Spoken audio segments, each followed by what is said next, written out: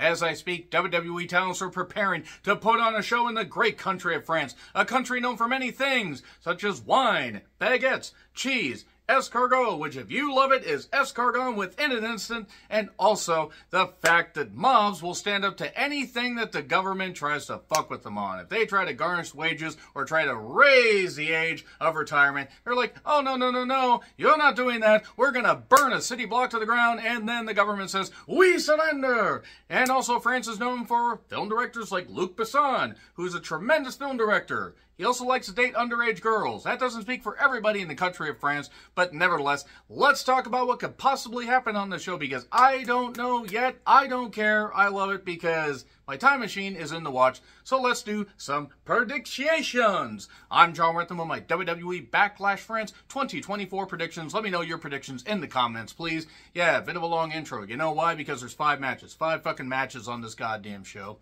And the show, is going to be happening in just a little bit, less than 48 hours. I will not be reviewing the WWE SmackDown episode, emitting or, possibly permeating from France because I'm going to be working.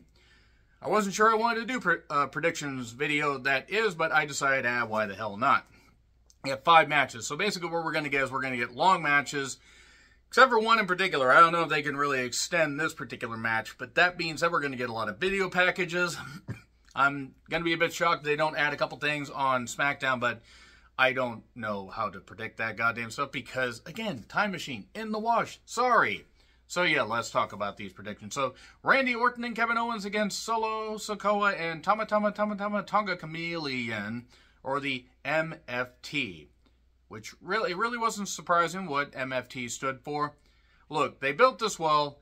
Obviously, Solo and Tama Tonga have to get the victory. And Kevin Owens can take the fall. He's bulletproof at this point. I don't think Orton will take the fall. And it makes the most sense. See, if Tama Tonga had actually been in the company for a while now, you could have the faces win.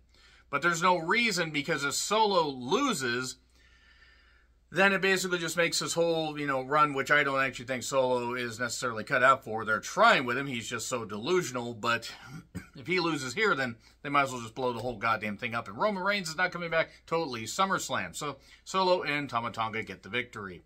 And then we have Asuka and Kairi Sane, the Kabuki Warriors, against Bianca and Jade for the women's tag titles. And Bianca and Jade are going to get the victory. I mean, is that really shocking? No.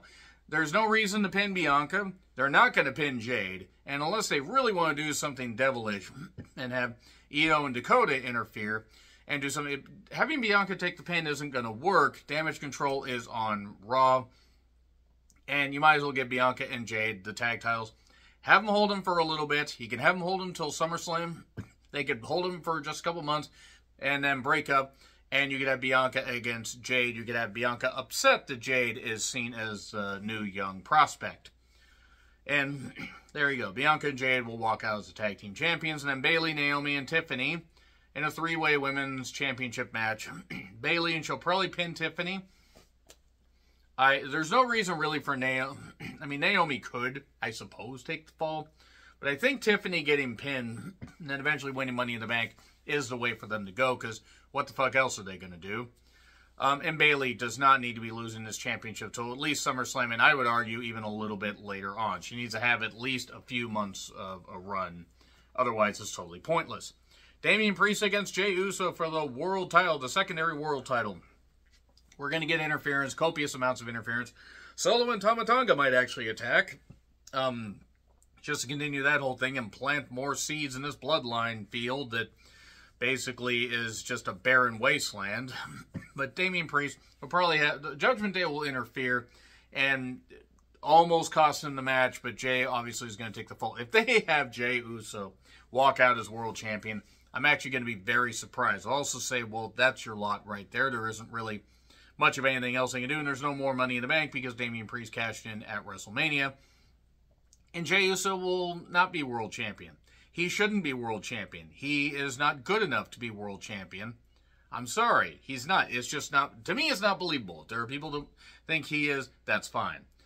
Cody Rhodes against AJ Styles, WWE Undisputed Championship, or Undisputed WWE Championship, whatever the fuck it is.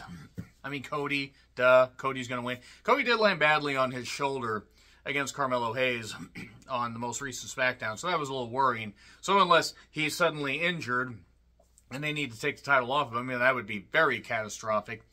I don't see that happening. I see Cody retaining over AJ Styles, maybe LA Knight, decides to interfere and cost AJ the match, and then we build to, I don't know, a Hell in a Cell match. Maybe in Saudi Arabia. There are jokes there, but yeah, that's pretty much it for Backlash France. They could add Rey versus Carlito. They could add, I don't know, maybe, well, they actually do have the Profits. They have the Profits and Grayson Waller and Austin Theory. They're having that and everything. But it wasn't shown on Wiki, so let's just say it happens on SmackDown. I'm guessing that what's going to happen is Waller and Theory are going to end up getting the victory. Because the Profits could win, but that would be hot potato in the Tag Team Championship around. And maybe you just lead to the Profits finally going full-on dickish heel. It's really odd, like, how they would just have that match. And the tag team division is not that deep, but I get why they split them up. So let's just say Theory and Waller retain the championships. That being said, let me know your thoughts in the comments. Like, share, subscribe, Twitter handle in the description. I'm John Renthelen. I'll see you soon.